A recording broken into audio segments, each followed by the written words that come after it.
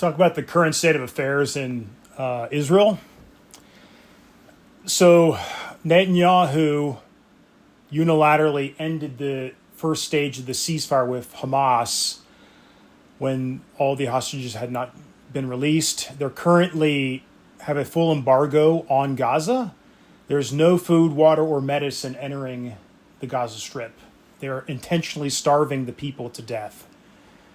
So in Yemen, this group called the Houthis, they are continuing to blockade the Red Sea, particularly Israeli ships. The United States doesn't really have a lot of shipping going through there. Very little, a little bit, but not much. But we as the United States, under the direction of President Trump, are attacking this group in Yemen. And I think that this whole thing is a plot to get us to attack Iran. Trump doesn't want to attack Iran, or that appears to be the case, but Netanyahu desperately wants us to attack Iran. And the best way that they, I think, could get us to do that with the support supposedly of the Trump administration is for a U.S. aircraft carrier to be hit by a Houthi missile. Also, I'm not in the Navy, I don't know, but it seems like it may have been better to have these aircraft carriers not in the Red Sea, but out more in the Indian Ocean, so that they'd have more maneuverability. I could be wrong on that, but it almost could seem as if the aircraft carrier are put there within range to almost be hit intentionally.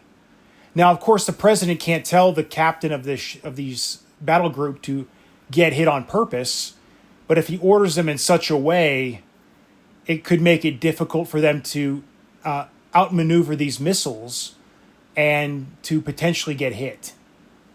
Then giving them a cause to attack Iran. Also, the level and sophistication of the Houthis is astounding. I don't know if Iran is supplying them these missiles or they're fabricating them themselves. It would appear to be that they're Iranian missiles.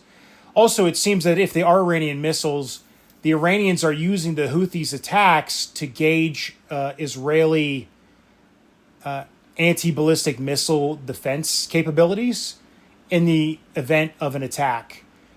Netanyahu has also said that these attacks are going to be taken as Iranian attacks, which is also interesting. So it's as if the Jews are particularly boxing Trump in such a way that he's forced to attack Iran, and they're putting all these bear traps around him as much as possible to make it almost impossible for him to maneuver and not attack Iran.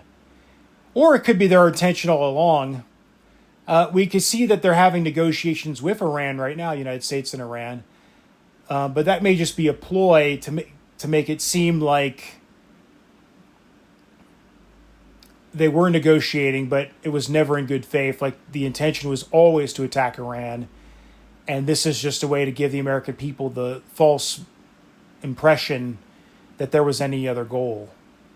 I don't think the United States can defeat Iran. I think we could harm them, but there's no way that we could invade Iran and do a serious long-term damage.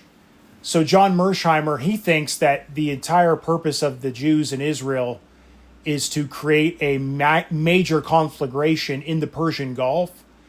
And the Iranians have stated they will attack all the oil facilities in all the nations around them and blockade the Strait of Hormuz, which will be very difficult to defend and cause a global recession, if not depression, of immense magnitude. Also, the Persians today have immense ballistic missile capabilities, of which they did not have 10 or 20 years ago. Also, all the Gulf states will not allow us to attack Iran from their countries because that then makes them a target for Iran. Also, I don't think Israel really has the capability to attack Iran except via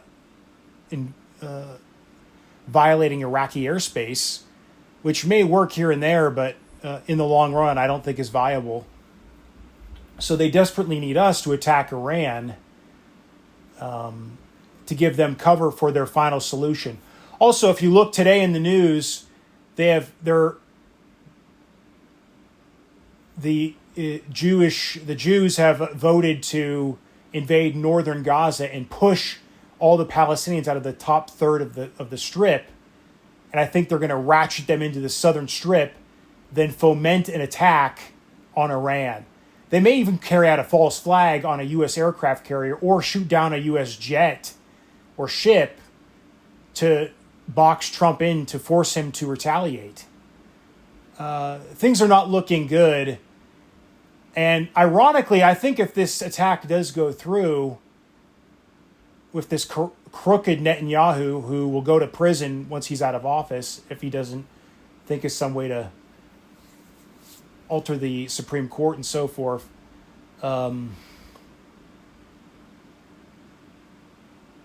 If this attack were to go through, I think the backlash towards Israel will be so extraordinary, and the uncovering of the immense level of Jewish manipulation of the United States media, financial system, and government, that I think the backlash is going to be truly